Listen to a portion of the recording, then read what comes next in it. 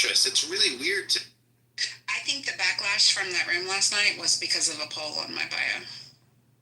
Yeah, I mean, the polls on the bio, there's no reason to keep them around unless you're trying to increase the contract. But I have a question for you guys with the pluses, Serendipity, Mike, and I.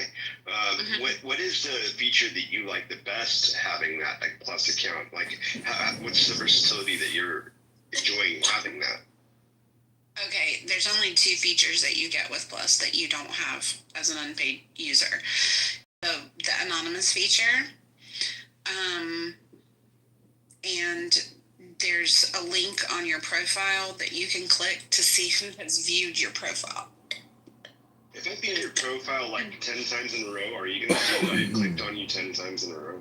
No, you're just going to bump to the top of the list every time you do it. Oh, okay. Okay. But here's the thing. That feature, honestly, is really quite useless because if you go into a room and you react to something that somebody said, you show up as having viewed their profile. If you go into a room and the host or one of the moderators invites you on stage, that's going to show as a view on your profile. So it's not really, they're not true real life views, so to say. So that feature's pretty, it's pretty useless. And I actually just signed up for the trial so I could secretly pay attention to the drama between Pepe and JB, and I already canceled my trial, so mine will go away in a day or 2. Yeah, that's why I signed up too, because I kept getting pinged last week in a room that Pepe was hosting, and they were like, yeah, they're talking about you and JB. You got to come in, and I was going to ignore it, but I received 4 or 5 pings and a back channel, so I said, okay, let me sign up for the free trial so I can go in here and see what the eunuchs and the peasants and the bootlickers are talking about. I actually kind of like it. I might keep it past the free trial because it allows me to scroll. What I don't like is when you're scrolling through the hall and you're automatically showing the rooms. That's exactly what I use it for. Through, I don't want people to think I'm spying on the room. I'm literally just scrolling through just to see what's in the hallway. I'm liking that I can scroll anonymously, so I might. Yeah, I've almost completely quit going to the hallway. I just go to the friend bubble in your chat section to try and find rooms. But if I can't find anybody, I will go into anonymous to scroll because it does. As you're listening to the room, it shows you in the audience of that room. And there are just some rooms that I don't want my profile even in those rooms, So that's the primary reason that I keep it, because if I have to be in the hallway to find something, then I can do it anonymously. To be honest, I don't know what this would entail, but Hello, Mike. Oh, here we go. Good morning, John. Who keeps... This time I didn't look him up because I didn't know that was the same person. So now I know. My bad. Next time, that's my fault. Okay, I recognize you now, John. OHN. You're not coming back up this time.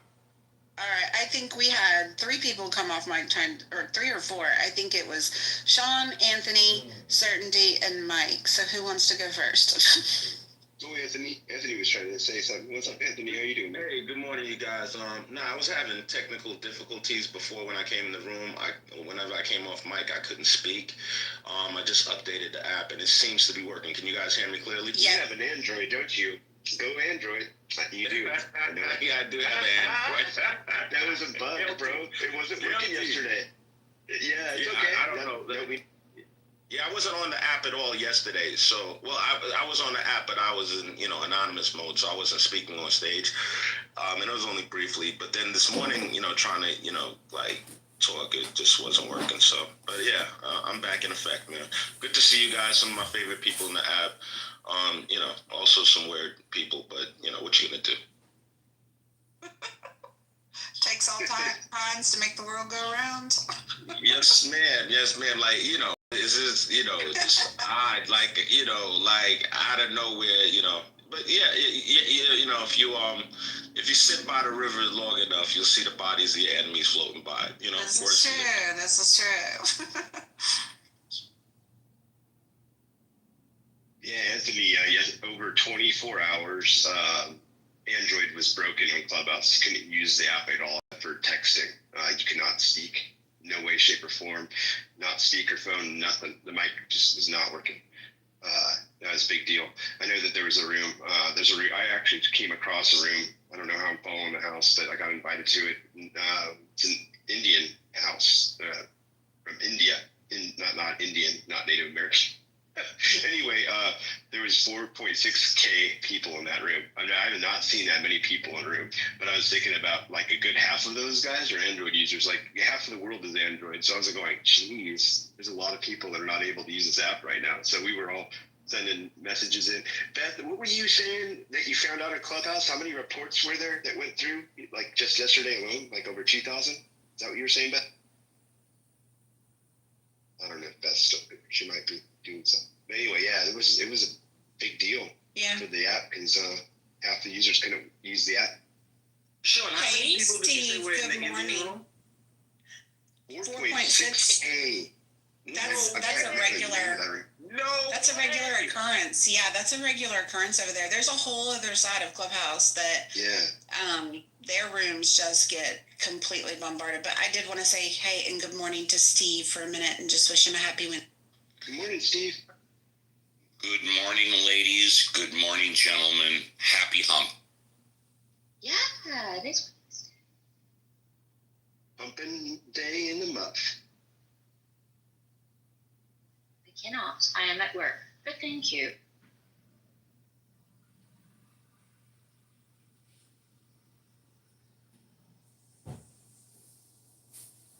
So I didn't know this yesterday, guys. Maybe y'all knew this because I know somebody mentioned it in the room, but I didn't realize until late last night when my editor sent me the story that Cracker Barrel allegedly has buried the new logo after backlash and they're returning to the old logo. Is this true? Yes, I heard that this morning. This is craziness.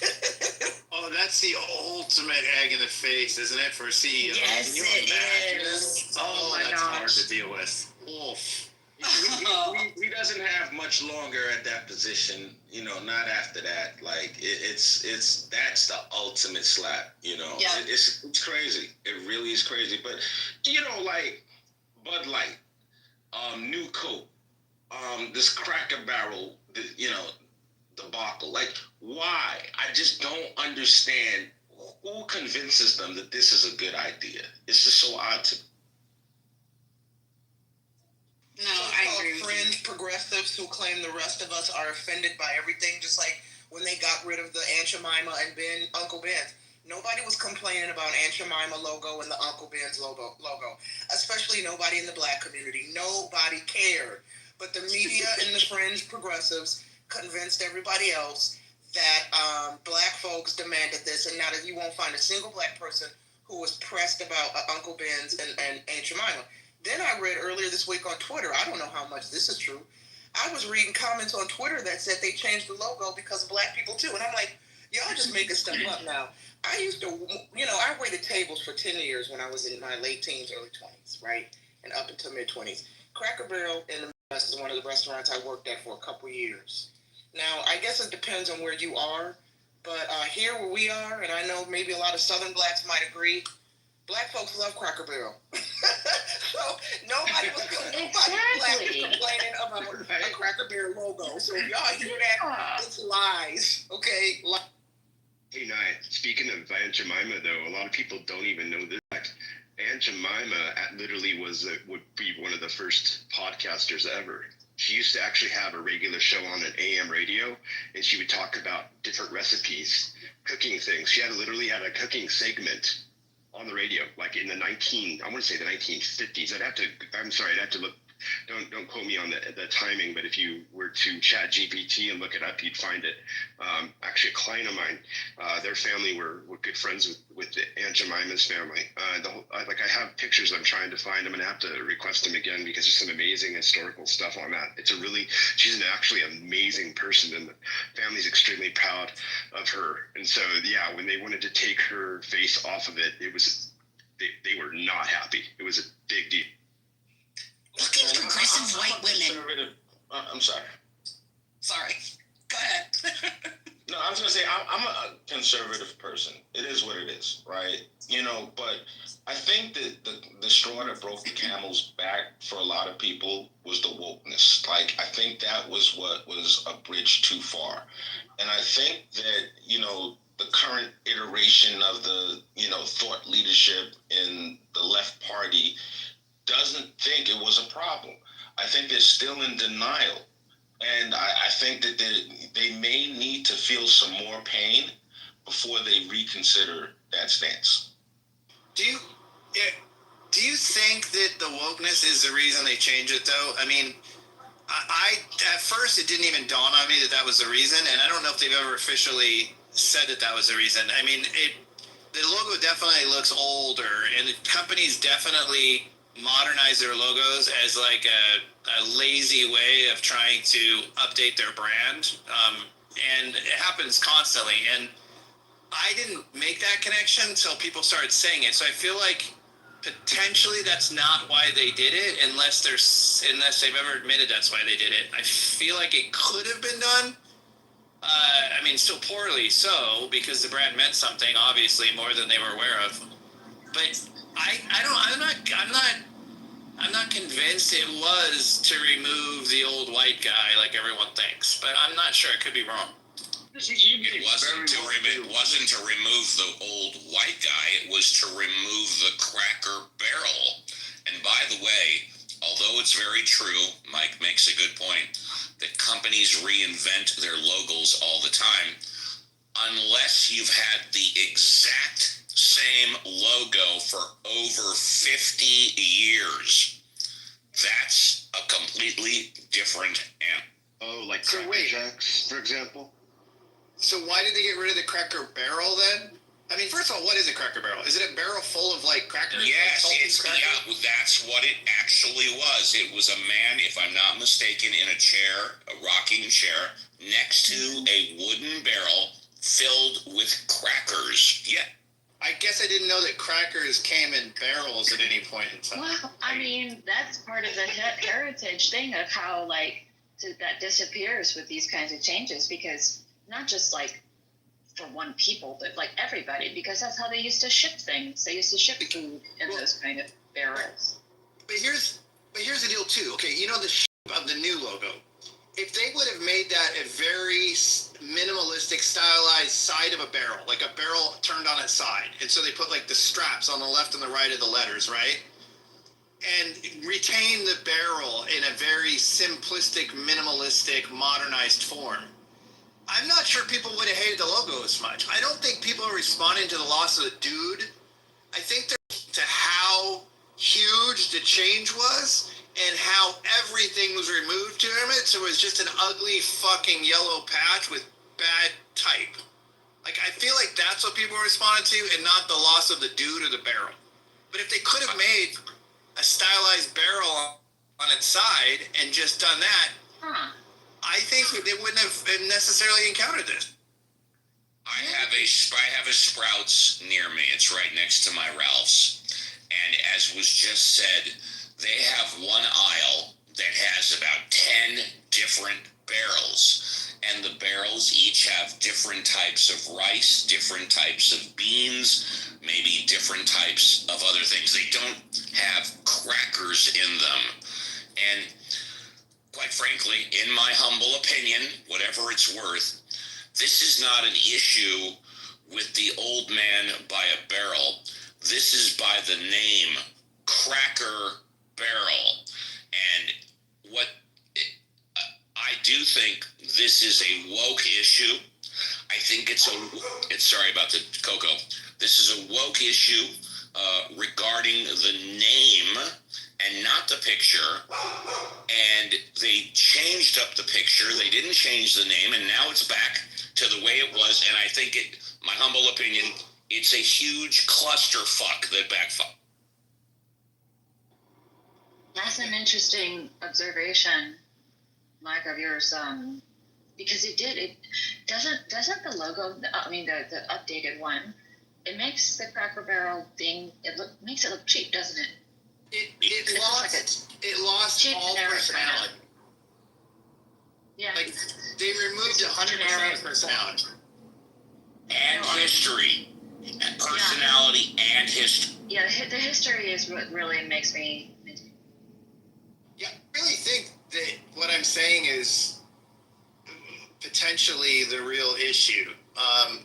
Like I said, what I stand by firmly is that I think if they would have retained the barrel in a slightly more interesting logo, I really think people are responding. I think the cracker and white people versus black people is all just social media bullshit.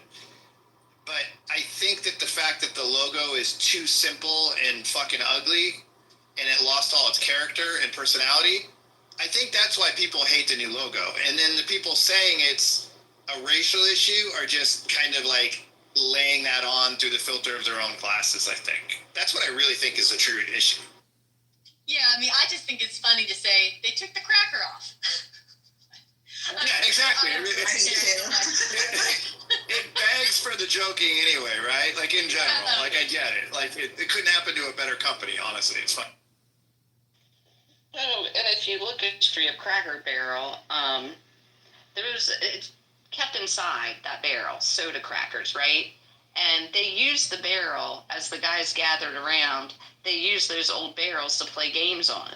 And they just sat there and, used them. But you should watch some of the YouTubers, the influencers, because they stop at Cracker Barrel as they travel with their RVs, because it's one of the only places off the highway they can pull in and they have RV parking and they're safe and they're good.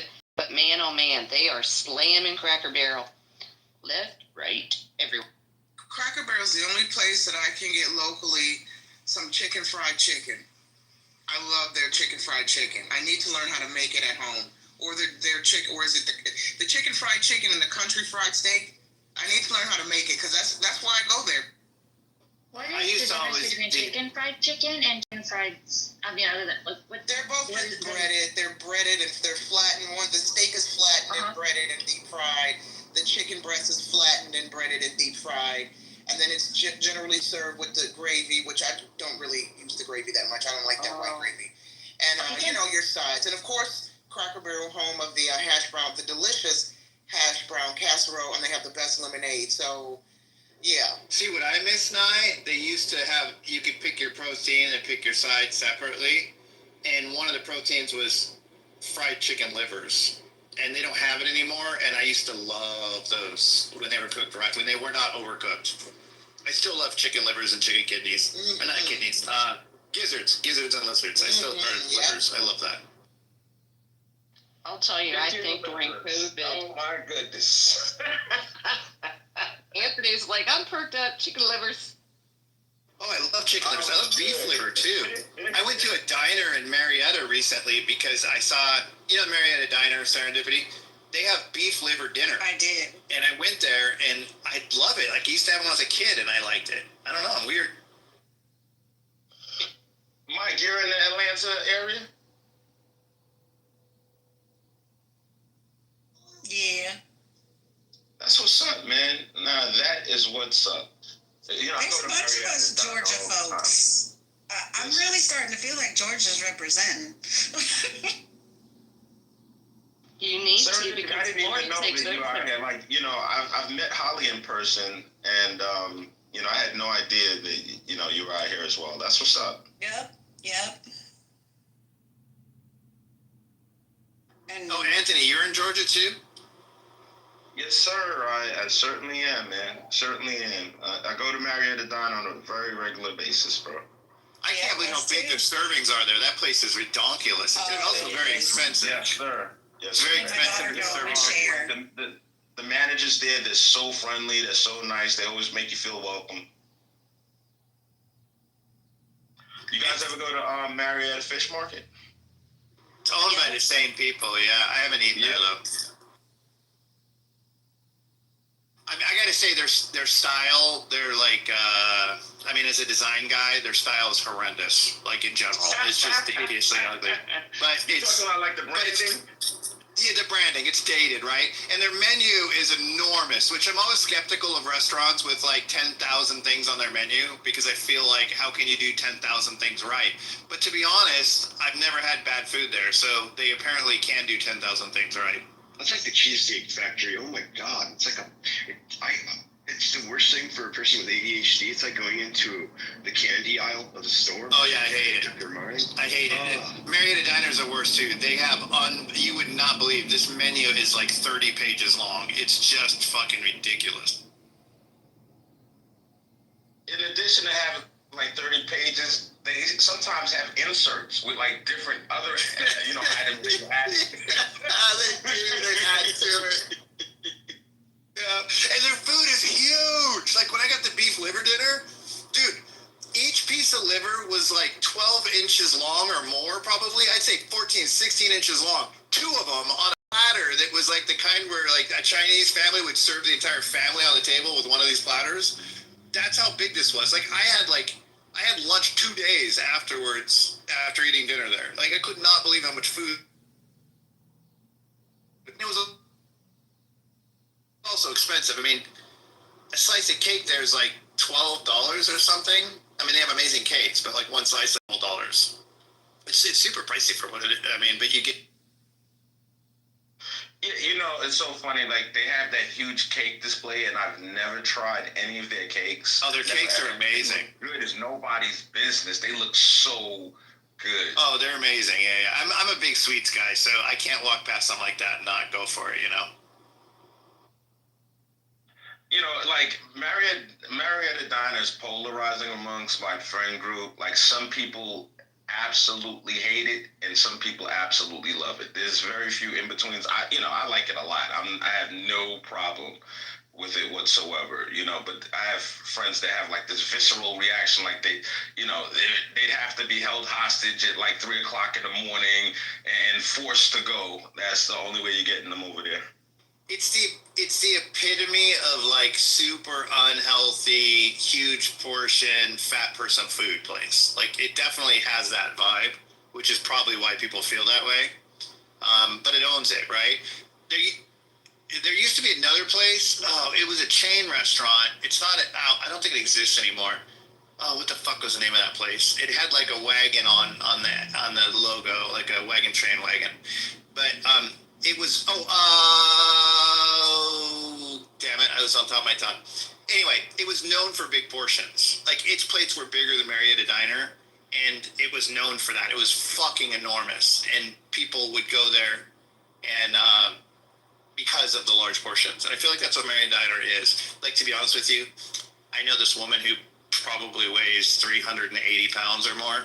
She's a friend of mine, and every time we go out for lunch, she wants to go to Marietta Diner. So it made that connection in my head. I was like, oh yeah, because she eats everything she gets, whereas I'm like taking like 2, doggy bags with me. So I just looked up this Marietta Diner because I'm like, man, that sounds like someplace I want to go. Yeah, the portions are huge. This is my type of spot, but it looks like it's only in Georgia, huh? Yeah, it's a private family that owns it in Georgia. They own a couple restaurants, and it was on Guy Fieri's Food Whatever show. That thing, it was on there one time too. It's very kitschy. It looks delicious. When I first started going there, like it's like it to me reminds me of diners that I grew up around. Like it's very much like the classic diners diner. Like never closes. The menu, the menu itself, holding it in your hand. That's the diner menu I grew up with. Like like the large selection. It's like a slice of Americana to me. Like. Yeah, it is. Yeah. It's like going back into the diners. It's like going back to the 80s when you step in there every time.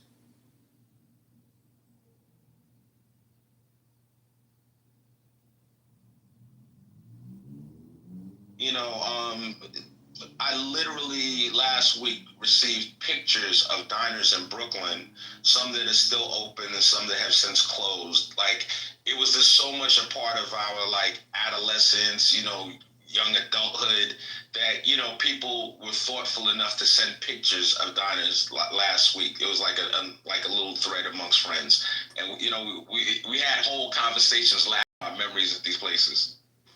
Oh, the restaurant I was thinking of with the gigantic portions was called Claim Jumper. You should Google Claim Jumper and see how big their food was. I don't know if they still exist, but there's probably shit on the internet about them. Claim Jumper still does exist. So, do they still have ginormous plates of food? Yes. Yeah, You can have frozen stuff from Claim Jumper, like Smart and Final. Some of the stores, like you can find Claim Jumper frozen food. Yeah, that's not the same at all. At all. Like Boston Market, but then you get their food and the frozen. It was disgusting. I didn't hate Boston Market, but it disappeared. I didn't hate it though. Remember before that, it was Kenny Rogers Roasters. I swear to God, they ended up taking over that business because it was the same exact business model. Oh my gosh, I was in a cemetery in Atlanta recently, walking my dog with my dad who's visiting from Seattle, just because I like to walk through cemeteries. They're interesting. And we stumbled upon Kenny Rogers' grave just randomly. I was like, holy fuck, that's Kenny Rogers' grave. Yeah, it's in what's the big I guess Atlanta people. What's the big cemetery that's across the street from 6 Feet Down Under? Or Down Under, that restaurant? You know what I'm talking about? I know exactly what you're talking about, but I don't know the name of it. I've driven by it a million times. I know exactly what you're talking about. Yeah, it's in the city. It's like it's known for being like a super famous cemetery. But I didn't know Kenny Rogers was buried there. And yeah, his grave's there, and people set little things on top of it. Someone set like little little wireless headphones I saw sitting on top of it. There's a bunch of random shit on top of it. I'll tell you, serendipity, that would be a good room to do. I know we were talking about doing a recipe room, but doing a room that showcases restaurants that are in different areas. Yeah. We could, I mean, the thing of it is there's plenty to expand upon there. You know, it could be a total geek out girl fest. Recipes, restaurants. Because we have enough people from enough variety, a good variety of areas that, like, when you're traveling and stuff, it's kind of nice to hear from locals, like, where the really must-see places, you know, because locals are way more informed than anything you're going to pull up on any touristy site. Yeah. Hey, Mike, what's your go-to non-chain restaurant in the Atlanta metro area? Well, it is a chain, but not very many places, and it's I love that place. There's one you cut out. Restaurant. You cut out. Mike? Uh-oh. The audio glitch got him. Mike, you're going to have to log out and log back in. Uh-oh. It's Apple's turn. Uh-oh. I know. Here it goes. I'll give you one. What? I'll give you one. Mine is to be Umedo, which is a ramen shop in Sewanee, and they actually make their own homemade noodles, and their other location is in Tokyo. Umedo. Best ramen in Atlanta. I checked out one after I said it. Did you guys hear what I said? No. Bro. What did you guys say about it? You're still in the Matrix, Mike. We didn't hear the name of the restaurant. And you're still in the Matrix! Oh my God. This is not a good representation of Georgia technology. I'll be honest, like, I know Atlanta is a food city, and there are some fantastic upscale, like, restaurants. But I'm from St. Pete, Florida, and I feel like we have I feel like St. Pete's actually a really underrated city. The food in St. Pete, from Vietnamese to old, like, Coney Island hot dog spot that I think sadly closed to, you know, I mean, Biff Burger. I mean, I could just go Pasadena. You have Ted Peters. I mean, there's so much. I agree. I'm getting really hungry right now. It's 7:20 a.m. on the West Coast. I'm getting hungry already. I haven't something eaten like that. yet. Yeah. Good morning, Ollie. It's good to see you. Hey, buddy. Adams. What's up, Adams? I didn't know it was Adams. I'm like, slippers. Is this? And then It's Adams. not. Oh, wait, It's you didn't say slippers. Don't. I will say to keep with the food theme. I will tell you, I've done a lot of international travel. The the best food city I have ever been, hands down, is Lima, Peru. Absolutely blown away by the food there. From the little dives to the fancy, I mean, it is incredible food. They actually have the most Michelin star restaurants of any city in the world. But yeah, Lima, Peru, if you ever get a chance, amazing food. What kind of stuff do they have? So Lima has an interesting history. So there's a lot of Japanese influence there because there was a lot of Japanese migration way back in the day. So it's kind of like a South American, Central South American, South American, Japanese, a lot of Japanese influence. It's just very unique. It's very experimental, but man, oh man, is it just incredible. Like I don't know, just like the ingredients they're using. I've never eaten anywhere where I was just, every plate, I was just like, holy shit. I mean, amazing. So Anthony, my favorite place in Atlanta, it's not necessarily, it is a chain, but it's only got like 3 locations, I think, and it's owned by a family, so it's not really technically a chain. But it's Taqueria del Sol off Hell Mill Road. I fucking love that place. I love their margaritas. I love their guacamole. Their guac is amazing. Oh yeah, hell yeah! I love good Mexican food. We do have a lot of good taquerias here. You're right. Atlanta does have a lot of good taquerias. Now we also have really good Chinese, better than St. Pete. I will say Atlanta has better Chinese than St. Pete, like authentic Szechuan kind of cuisine. We have Atlanta hands down. Do you get the dim sum there as well? Dim sum? Dim sum. I wish it was a little more common, like dim sum for breakfast kind of deal. Like you don't find that. There's only like a couple places that do it for breakfast, but yeah, we do it. If you go to, so I'm married to a Chinese woman, and her father owned a Chinese restaurant for his entire career. And if you go to like Buford to Chinatown there, they have two types of food. Like they literally have 2 menus. One's in Chinese, one's in English. There's not the same things on them. And Chinese food in general, like what he makes like all the time for us, is totally different than any Chinese restaurant that I go to. Like there's core dishes that I've never had at Chinese restaurants, like eggs and tomatoes like stewed together, like scrambled egg and tomato stewed together is like one thing they do. And then they do a lot of like pork with wild mushrooms, that like chunked pork with wild mushrooms and like broth. But it's not sweet at all, and it's kind of one note. It's kind of boring after you eat a lot of it. I get kind of tired of it. But that's all he really cooks. He doesn't cook anything. Like I have to ask for like orange chicken or something. It's almost like he laughs under his breath and makes it for me, But you can get all that Chinese food in Buford. Like they go there and they're part of like a Chinese group, like a seniors thing, and they make Chinese food for each other, and they also serve it in all those restaurants. So if you live in that Chinese area, you can have them. Yeah, when I go into some of the Chinese grocery stores, like I can't remember the name of it, not Super H Mart, that's Korean, which I like Super H Mart, but like if you go to the Chinese ones that are more like gritty, okay, and they're big, but they're gritty. I used to live in Hong Kong when I was a kid, and it totally brings me back. Like the smell, I transport back in time. Actually, I feel like I'm back in Hong Kong. Well, what's weird is they're gritty, right? Like you said, but their food is better quality. Like their chicken is like, their chicken tastes so much better. It's like I can't even explain it. It's like 50% more flavor in like a whole chicken that they'll sell you. So I don't know what they do. They feed it different. I don't know what it is. It's night and day. It's unbelievable the quality difference of their food. Their fish, their beef, all of it is like infinitely fresher and cheaper than the white people stores.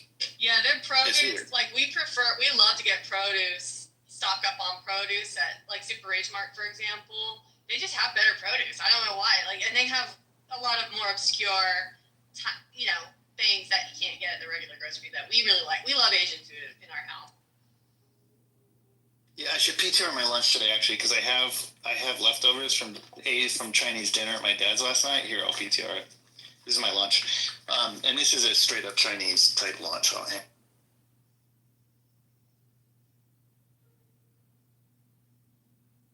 That's cool. You have have a Chinese father-in-law. Is he from mainland or is he from like? He's from Shanghai, and my mother-in-law is from Taiwan. My mother-in-law was her dad worked for the Taiwanese government and democracy, the budding democracy, as a governor. Wow. But both of them moved to Brazil when they were children, and they were actually in arranged marriage in Brazil. So they speak Portuguese, Chinese, Cantonese, Spanish, Japanese, because my mother-in-law lived in Japan a while. My mother-in-law speaks 9 languages. Holy They're cow. pretty fucking impressive people. That's so cool. I still remember how to say 1 through 10. Got me something machapakausa. And I remember my address. Masapa Hongsangdong. I remember that.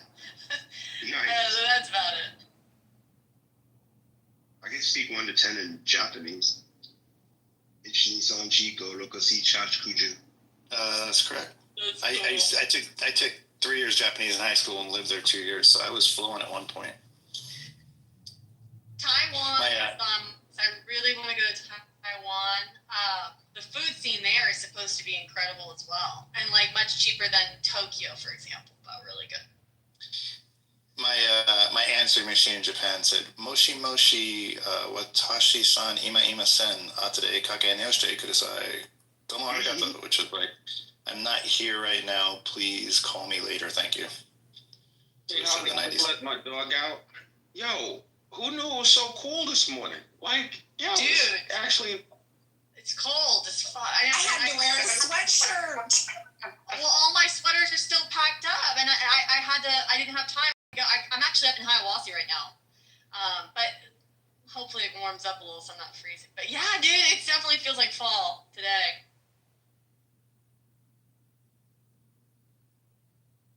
yeah, you Mike, if you ever make it up, like Marietta area, there's a restaurant called Seed, Seed. You got to check it out. Really solid spot, man. Great date night spot for you and the wife. I'll check it out. I live in East Cobb, so I've heard of Seed, actually. I've never been there, but I You definitely live in know it. East Cobb, then it's up the block for me, bro. Like, that's where it is. We're gonna do an Atlanta hot happy hour sometime soon. So Mike and Serenity, I'll let you know in case y'all want to come. Anthony knows about it, and Craig. I don't know if y'all know Craig. I really like him. He moved here now, so he's cool. Any other Atlanta folks, just text me in the back channel. I'll try to get the word out to do it with me. Okay, so here's my lunch. If you PTR, this is my lunch today. I have in the top right is rice and eggplant. In the top left is pork with mushrooms. And in the bottom right is chicken with potatoes and red onions and Chinese chives. Yummy. This is a very typical. It's not delicious. colorful. It's not colorful, right? And it's kind of one note, but it's super healthy. And so Yeah, that looks good. we eat dinner at their house every Tuesday, and then they give me lunch the next day. I'm so jealous. I'm trying to incorporate fermented food into every meal I get as much as I can. Like whether it's sauerkraut, kimchi, kefir, I'm trying to do that. I just think I don't know, I think it's going to be better for my stomach. My stomach's been having some issues lately, so I think fermented foods are.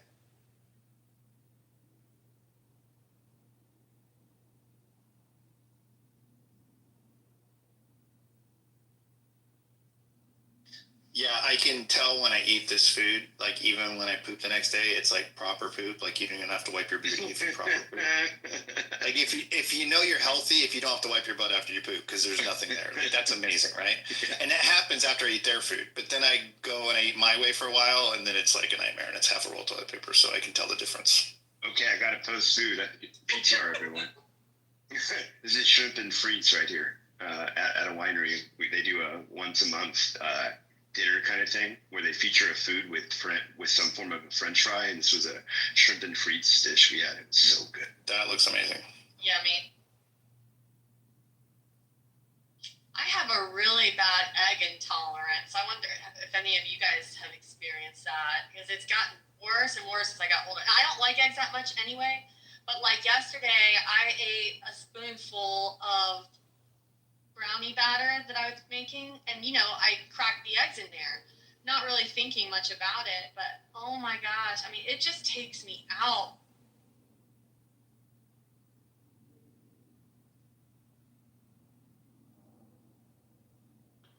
Yeah, I'll tell you, because in my area, we get a lot of people off Clubhouse that come this way because they're going out on cruise ships.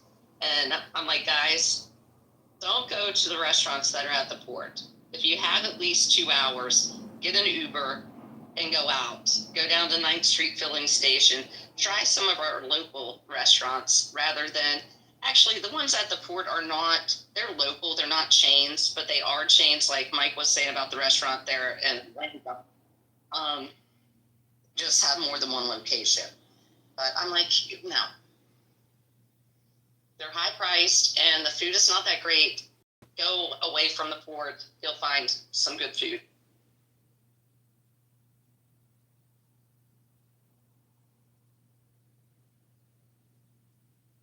I'm actually looking for a chef in Miami for an event that we're a bunch of people from Clubhouse, we're gonna all meet up, but trying to find a chef to cook for us and have a beach bonfire. Because I can go to fancy schmancy all day long, but I'm like, guys, you're coming to Florida. You might as well have a bonfire on the beach.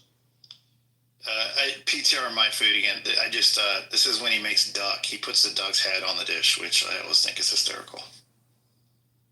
This is what his duck dish looks like.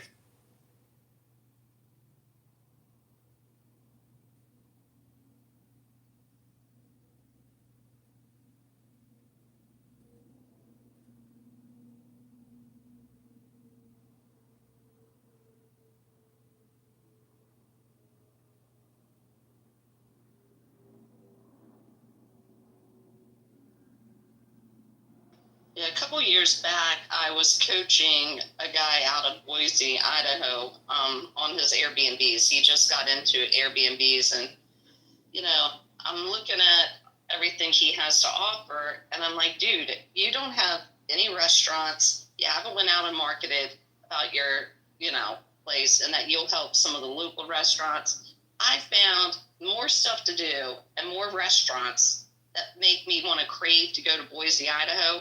That I'm like, dude, you got to advertise it that way because there are so many hometown restaurants there that are absolutely look amazing.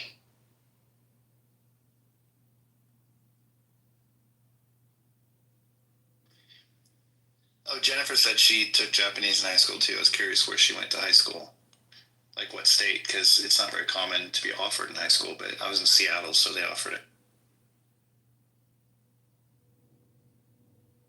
Holly, unmic. Let's see if we can hear you. No, we can't hear you. Uh-oh. That's the third one down. Third one down. Is it Apple's turn, Beth? Nice. That'd be funny. That would be funny, though. Hush your filthy pie hole. That audio glitch has actually been going on for a while, and I swear it's because of the previews in the hallway.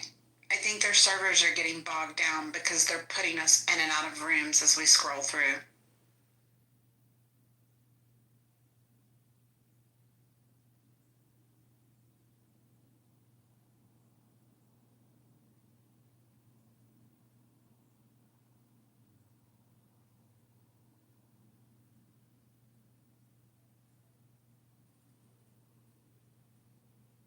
Does anyone see Joe Armenia come into rooms at all? I haven't seen. I mean, he used to go through rooms, but he may not be going through the rooms that I go through. But he seemed to be the only one in Clubhouse that actually was really using the app.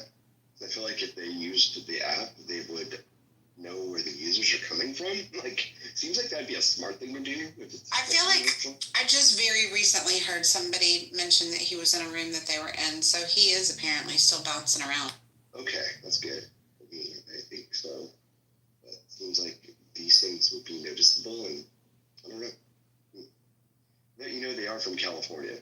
Clubhouse is from California, Joe. All of them. I mean, you've been in the town halls. I mean, it sounds like the Valley Girl workshop up at the top when they talk. It's like, oh yeah, so tell us about how's it going in that room with ya? Like, sorry. I'm from California, so I'm a Yep. smack about my California people. Yeah, no. Yeah, I found it very weird, the rooms that I feel like they're highlighting town halls. They've chosen some really, really interesting character.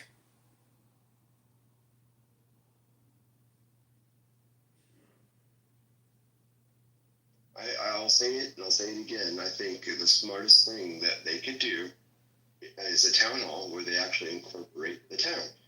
And specifically, it doesn't have to be all users, but I think they should incorporate the moderators of the rooms. Like they should do a special invitation to the mods of Clubhouse, because the mods have the best feedback for their people and the users that come to their rooms, and they should be talking to the mods. That'd be just seems like common sense to me, but I know that common isn't in a sense. We're bringing back common. I think we're starting to get common back in a sense. We're still working on. No, it's not I coming think back. this one room, hey Brian, I think this one room, they would really benefit of going into the English speaking room, because the name of their room is Here Was the Room You Were Looking For. You was Right. looking for. I've seen that one in the hallway, Beth. Every time it triggers me. I'm like, you need to get that right. Good morning, Brian and Vero. Brian, you were saying something? Oh, I was agreeing. There is no common sense, and just keep making the app harder for people to even get into a room. I mean, that's just lovely. Their auto ad feature that they tried to roll out is just a mess.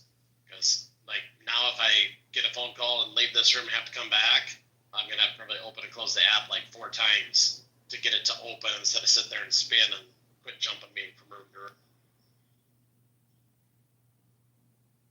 Yeah, that functionality is really just completely bogging down. It's making the user experience a lot worse. I can't tell you how many times a day I say, oh, your audio just went out. You're going to have to close the app and come back.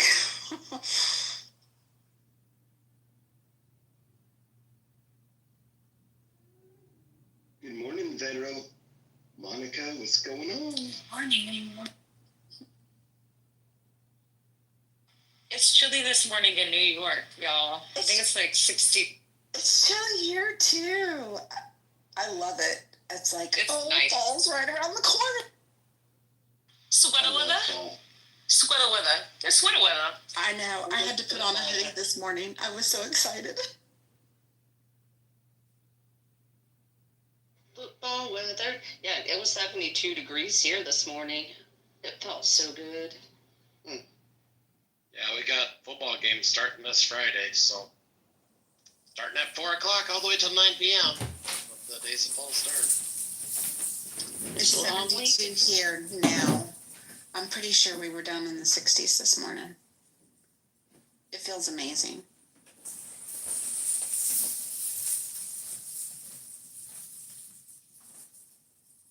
Yeah, I know. I want my foot to get better so that I can actually, with this type of weather, I can clean my garages out and get everything organized with my Christmas decorations and get stuff ready. All the fall stuff.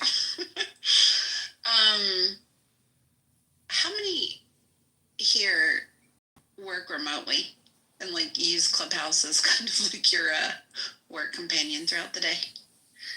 I do. 100%. Yeah, me too. So I apologize if there's pauses, but sometimes it's I gotta go deal with this. Same. I have a quota to meet. I have 13 stories to write Monday through Friday by a certain time, and they have to be posted according to LA time, and I'm on Chicago time. So yeah, I treat Clubhouse, especially during this time of the day, like AM radio playing in the background. Yes, very much so. I mean, I live remotely, so this is my connection to sanity, besides just, the sound of the tractor in my head. And we're richer for it, Brian. Well, some people are. Some people hate me. What? Who hates Brian Bose? I can't stand this alarmist. man. No, I'm kidding. I'm totally kidding. It must be those GMO organic freaks. I'm gonna block you now. I can't stand your slippers. All right, we're here for the train wreck. Come on, keep it going, y'all. Brian Mose is the person that I had the single most embarrassing exchange with on Clubhouse. I sexually inadvertently, because of autocorrect, accosted him in back channel. I was trying to say don't rat me out because I friended him on my personal Instagram account, not my Clubhouse Instagram account. And autocorrect corrected the word to don't eat me out. I honestly felt so bad. I was like, I need to write his wife an apology letter because, of course, you can't edit your fucking messages on Clubhouse. Ugh. Single most embarrassing moment ever.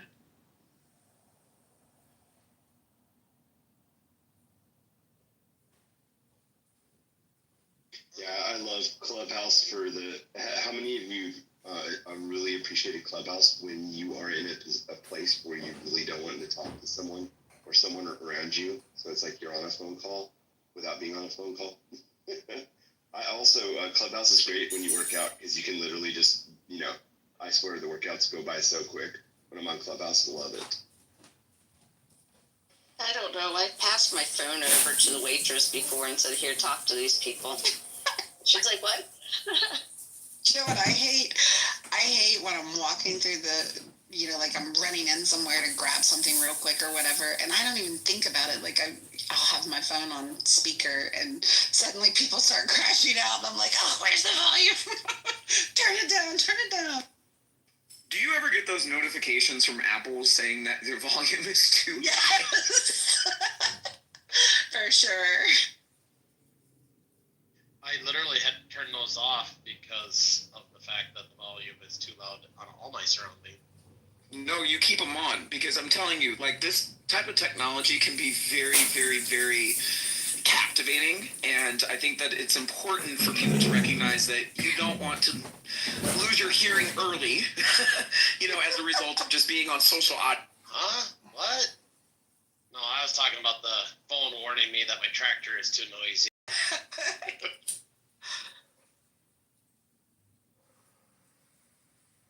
Yeah, I mean, you've got the noise reduction headphones in. Like, it should totally be picking up on that. Could you imagine being 85 years old, and I lost my hearing because of Clubhouse? Too much banging in my life. I'm actually surprised no one has. I haven't read anything about anyone suing Clubhouse for hearing loss. With the big mics and the corded microphones with a deep throat and talking loud. I mean, Adams, you fucking can master that shit. You can get your ass super loud. Are you using a corded headset? I mean, how do you? Don't actually. I mean, I just use the wired headset, and if I'm home and somebody's just speaking over me, I will full on take out a bullhorn. I am screaming. Sometimes I am screaming when he does that. When people start commenting in the chat, Adams activate. I'm dying. I'm absolutely dying. I'm like, oh, here we go. See, you use it the right way though. Like, there's some people that just do that constantly though. Like, season 1 was insane. Like, I'm surprised. Excuse me, go back on mute. Thank you very much. You're not going to overtalk.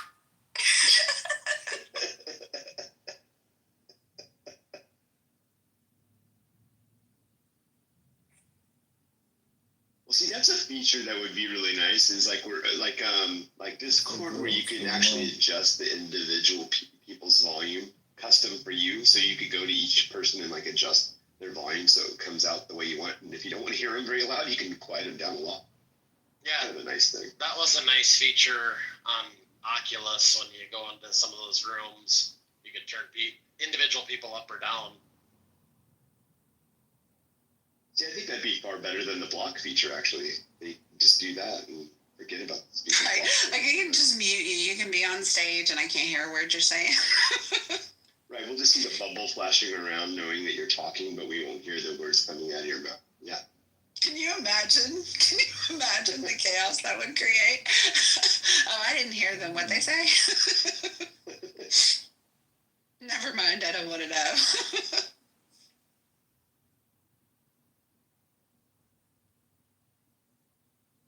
Yeah, the only reason why I have that bullhorn is because of the recent immigration protests.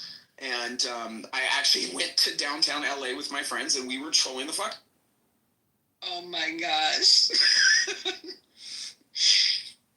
I'd have paid good money to see that, Adams. It went to something like, a little bit something like this. Swim back!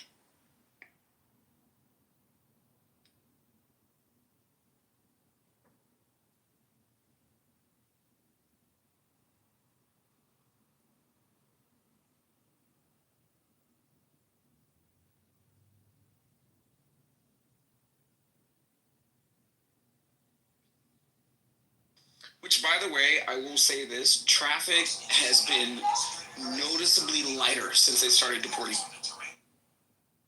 Really? Yes. Like, seriously? Yes.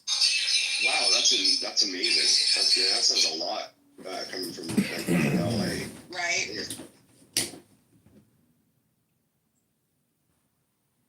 Well, I know the homeless population has kind of disappeared a lot in my city. I've been seeing they're keeping it moving. I mean, they're not hanging out.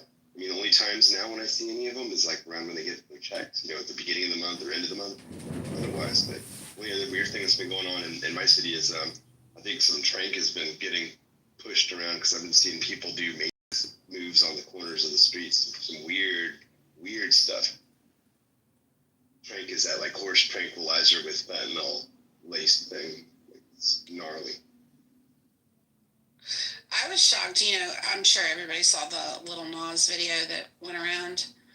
Adams was reading yesterday on it, and didn't you say he assaulted 4 officers?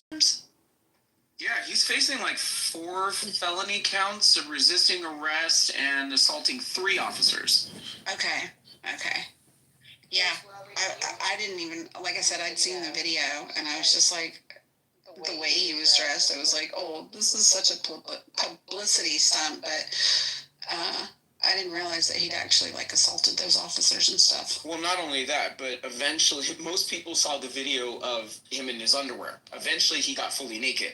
So the other part of this that really upsets me is the fact that, given the homeless population, I've been on Clubhouse and I've walked down Hollywood Boulevard and have seen fully naked homeless people changing just right on the sidewalk. There was one time this dude was sunning his balls right on the corner, just laid out on the lawn, spread eagle, sunning his balls, so I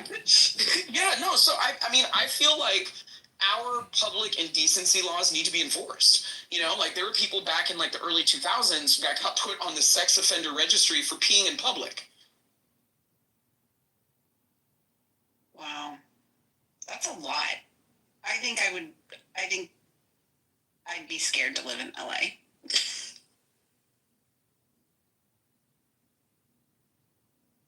I think to a degree, I'd say Sacramento is almost equally as bad. Sacramento is terrible, the opposite side of California. And then of course San Francisco. I mean, hello. They still got the poop maps going, I think. I don't know. I haven't checked it lately because I don't go there anymore. Are you still out in Cali, Sean? Mm-hmm. Yeah, I'm San Luis Obispo. Okay. We got lots of Cali folks too.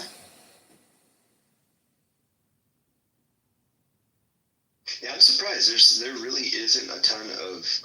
There's not a lot of people from the West Coast on this app, especially California. Really? I feel like there's quite a few. I hear more people from Cali oftentimes and Texas. We got quite a few Texans too. Oh my God, they're the worst. They are literally the worst. Like I can't deal with people from Texas. Like I really can't. Things seem a little fragile, so I guess I was just noticing. It's the Austin Texans. It's those ones from Austin. You know why? Because they're the ones from they're the Californians living in Texas. Because Austin, I heard, is super, super, super liberal.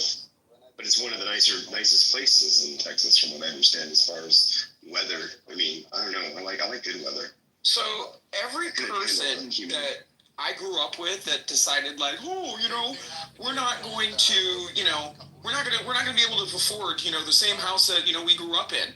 A lot of them moved to Texas, got divorced, and moved right back and found a man to provide. So like I said, at the end of the day, people want to live the Texas dream. The food culture is horrible. The weather is absolutely terrible. And, the taxes are through the roof. You're not going to necessarily pay income taxes, but have you guys looked at property taxes in Texas lately?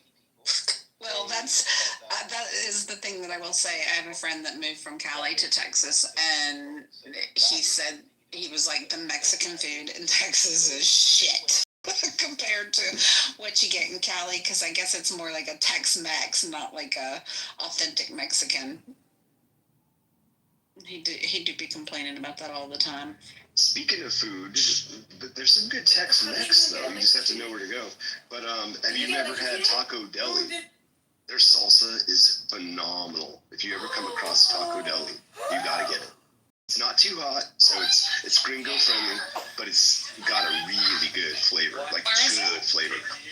Taco Deli, there's a few of them, and I think they're in Texas. Yeah. Being a Mexican, they going to California, being a Texas Mexican, going to California, living in California and San Diego, and then eating the Mexican food there, I have to disagree with all of y'all. Really? It's not for me. Y'all I feel like the California food just slops a bunch of guac on things. Put some fucking, I don't know, pomegranate seeds in it, and says that it's Baja. I don't know, just not for me, So you were the opposite. You were a Texan, and I'm assuming grew up with the Mexican, and then you went to Cali. Yeah. Okay. That makes sense though.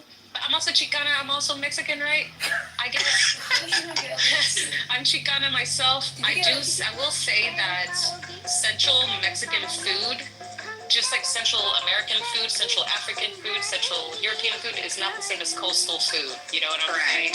Yeah, you're 100% correct. And sometimes it's a lot lighter and brighter. The coastal foods are brighter, fishier. Yep.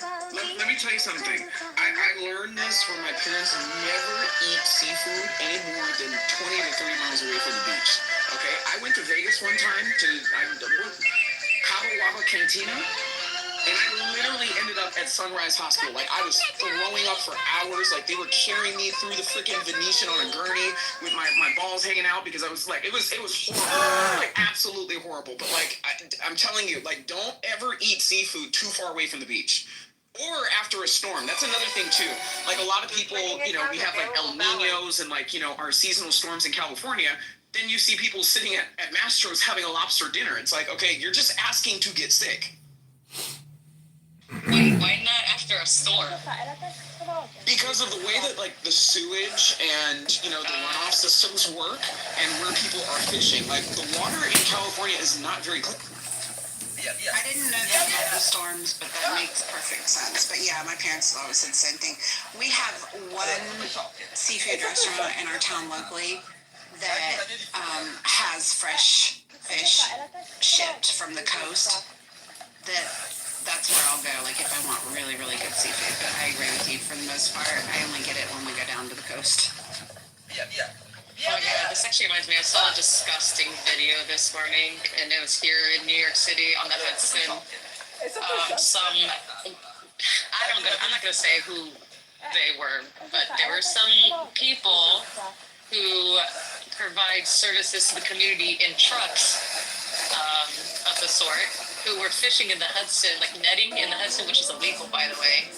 But can you imagine in the Hudson River, brackish gray water, fishing and serving it? They're all here. Have some tilapia. Do you not remember when that plane crashed into the Hudson? I do remember, Sully. Oh my God. I remember thinking, like, everybody on that plane needs to take an AIDS test now. Like, that water is so incredibly fucking dirty. Like, I see YouTube videos of people swimming in the Hudson River. Like, who does that? Oh my god, I saw some people capsize in a canoe and I was gonna throw up. I was like, oh. Would you believe that people kayak in the LA River? Yeah, I've seen that. That is, I know, I just can't. Oh my God. Yeah, I couldn't do that. I mean, you're talking to a person since the fires. I have not been to the... When they're the ones accused. I'd like to hear what he proposes as an alternative, you know? Like, he wants Israel to do the investigation. He wants the IDF to investigate their own alleged crimes. Right, but how is that any less biased? Like, what? Well, that's the definition of bias. We cannot allow that. Let's say you're accused of committing murder, and I'm like, you know what, Aziz? You're going to investigate your own murder. Tell me, are you guilty or not? Bro, the case is closed. That's what I said. Like, when did someone involved in the act, crime or innocence, ever be the judge, or ever be like lawyer? Trump. So to be fair, no, I guess. When did that ever happen in history? So to be fair, no, I guess that is actually it is actually common practice within militaries. That's why you have military police. Really? So the military police, yeah. So every military has a military police, right? I see. Yeah. So in the case in Israel, for example, of the military police arresting the people who raped the Palestinian prisoner, right? Okay. The military police were actually doing their job. But what happened was the people, like regular civilian people, started protesting against this. Yeah. And the Knesset held hearings against this, saying that Israelis have the right to rape Palestinians. At which point, the military police... Israelis... Dude, let me just finish talking.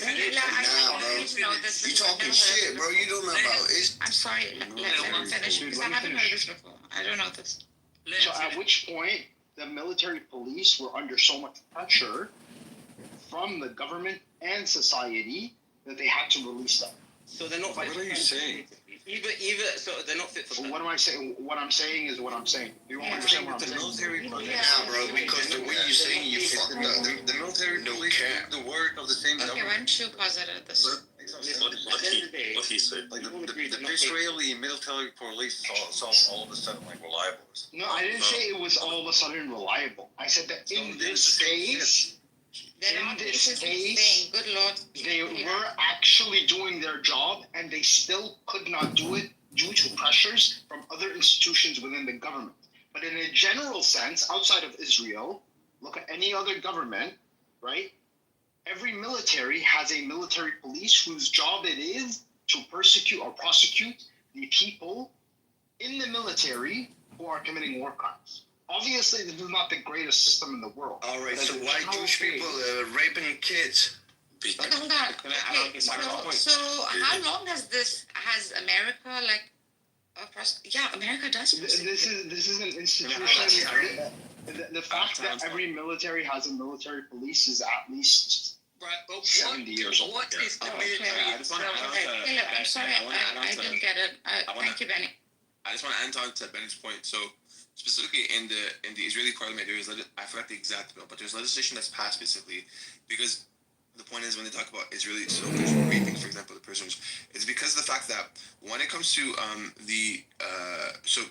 for example, the United States, right? You give, for example, the classification of people. So obviously you have the United States citizens, you have like diplomats, then you have like citizens, then you have, for example, permanent residents, then you have, for example, illegal like asylum seekers, then you have illegal aliens, and then, for example, you have refugees, right? It's usually the classification.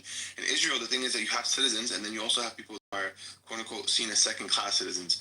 Now, legally, there's still Palestinians who are residing within Israel, right? Who do their day-to-day job and stuff. They're still classified as citizens of the country.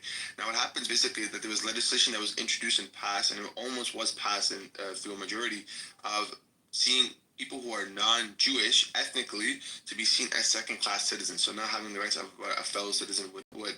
So that means, for example, when it comes to taxation codes, when it comes to, for example, their civic duty, for example, to vote, and their powers in that regard, for example, the power that any citizen is granted, right? is not, for example, it's different now, and doing it on the basis of, for example, specifically ethnicity, for example, or religion. And so that's why, for example, the individuals that are seen, for example, in prisons are seen as the lowest because, one, not only are they not citizens, but they're also not considered as, for example, quote-unquote people, because now they have no legal right. When they have no legal authority, for example, technically no other country can go into that country and to claim them or have a claim upon them, right? And that country, which is what they're residing in, is current day occupied Palestine.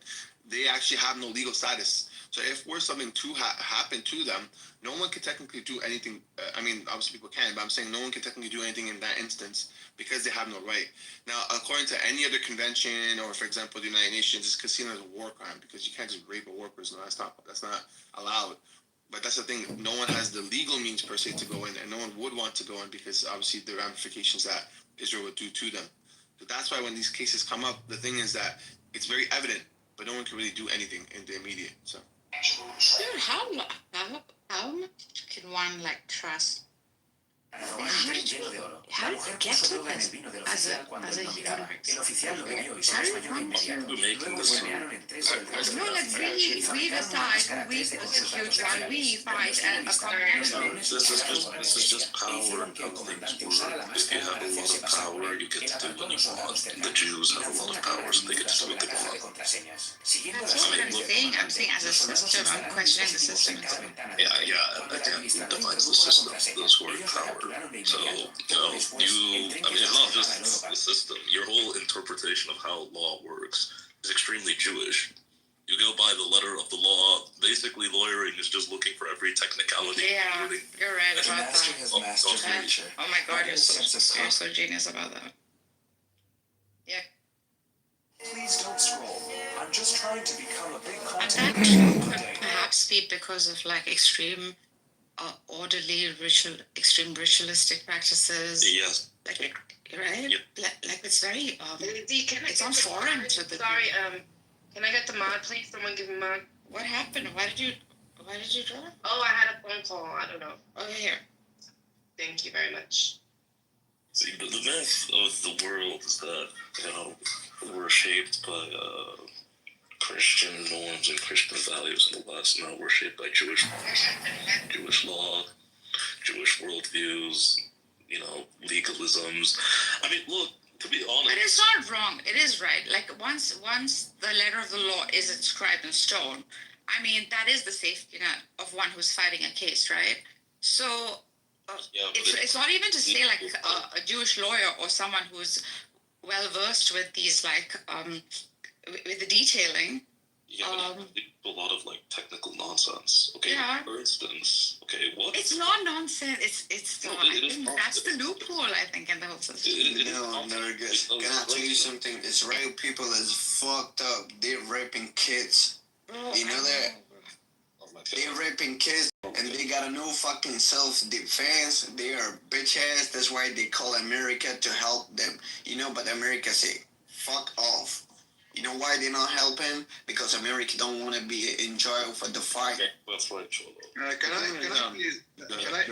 Hello everyone. Can I please answer just a point made by Bani Adam earlier?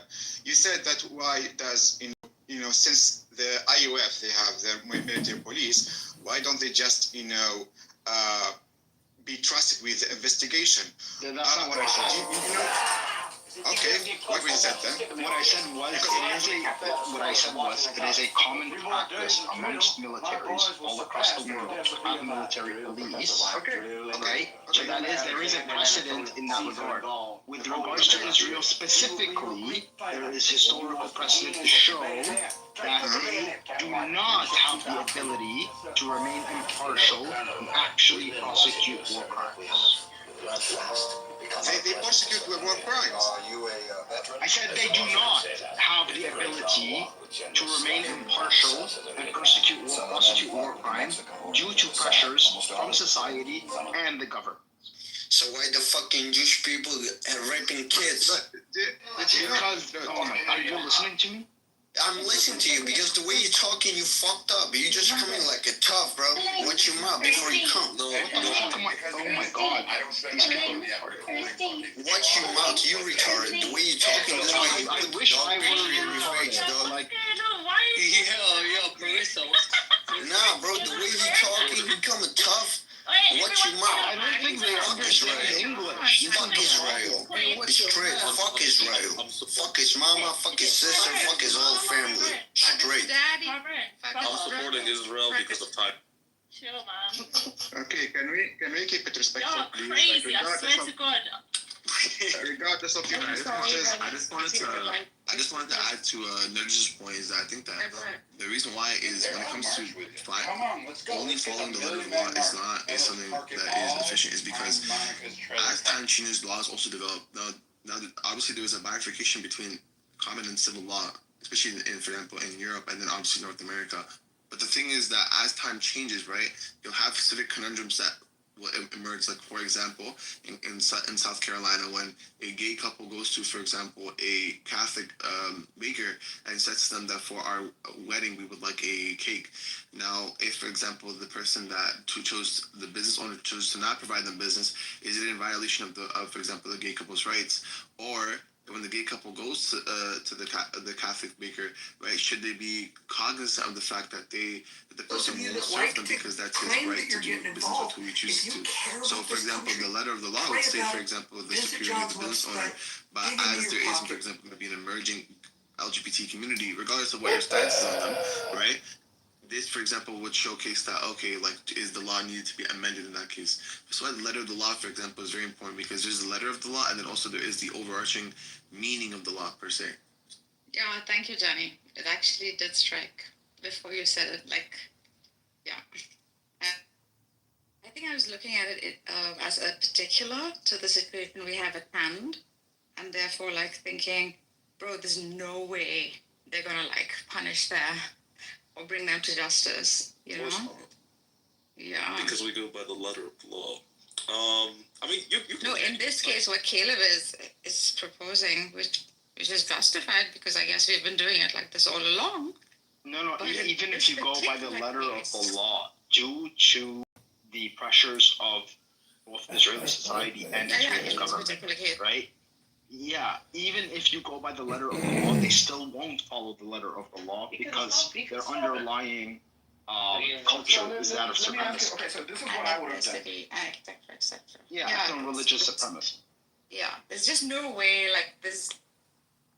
You think the UN's gonna involve itself, or is the UN Zionist too? The UN is basically under the control of the Security Council, which means it's of the United. I guess we all need to write testimonies. Thinking about it yesterday. You guys, you know what? I think this narrative can be changed very conveniently, like in a short period of time too, simply because because it can. There's just such an unequal distribution of power in this case that we should write testimonies and keep it so that, or keep it in a safe or something so that it's not forgotten. It will, because they're proof of showing that someone actually did that. No, but testimony is evidence in court. Yeah, I know, but the reason why testimony holds up much higher for senior ranking people is because you can actually definitively show that they planned something, they orchestrated something, they wanted, execution. But one soldier, However, it's the world against. Our numbers are large, and we're all varied. Different nationalities, different languages, different parts of the world. Leftists and co have no interest in Gosh, I'm such an idealist, man. Yeah, you're an idealist. But leftists have no interest in mass prosecuting Jews. Honestly, the most fair thing to it, if you had to choose, would actually be for Arabs to have a mass collective punishment, because we don't really have to lie. Most Israeli Jews do support what their government and people are doing and have basically no qualms about it. I'm not saying this is right, but it's probably more fair than the Western tribunals that would happen. Is this gonna end up being like the Kurds, the Armenians, I mean, but I think the world has witnessed it a bit much on a much larger scale, on a much bigger pageantry, bigger like theatrics involved. Like it's so glorious as an event, right? As painful as it is, But it's not. It's so well known. It's Why not. The only reason it's known as an event is because Jews are the ones doing it. I mean, what Turkey did in Western Armenia is... Wow. Yeah, yes. Wow, Yeah. no wonder they call you anti-Semitic, bro. No, I'm being serious. You cannot tell me... agree. You cannot tell me what Turkey Okay, why do you, Danny? Because show me how what Turkey did in Western Armenia isn't worse than what Israel is doing. Show me how what... Agreed. That's what I'm saying. If that can be forgotten, this too. Yeah, but why is it forgotten? Because it didn't happen to Jews. No, this is remembered because Jews didn't do it or it didn't happen to them. Is that what you said? No, that and when you just come off as saying we are the greatest people, God's gift to the earth, and then also committing atrocities. That's why you get so like scrutinized so much, because it's like, okay, like you're saying two things, or saying and doing two things that are just completely opposite to each other. We're God's chosen people, yet we also choose to murder and kill and do all types of crazy shit. It's worse than that. The stupidest thing these people did was that they drew all this world attention to their little, ethnocidal project because they wanted support. Okay, but increased support means increased hyper-focus on what exactly you're doing. So when the crimes came out, there's nowhere for them to run. I don't think the idea drew attention. I think I think it was TikTok. I think it was the media. I'm not talking about the idea. I'm saying Jewish media. Jewish media has been shoving down people's throats in the West. We need to support Israel. We need to support Israel. We need to support Israel. So everyone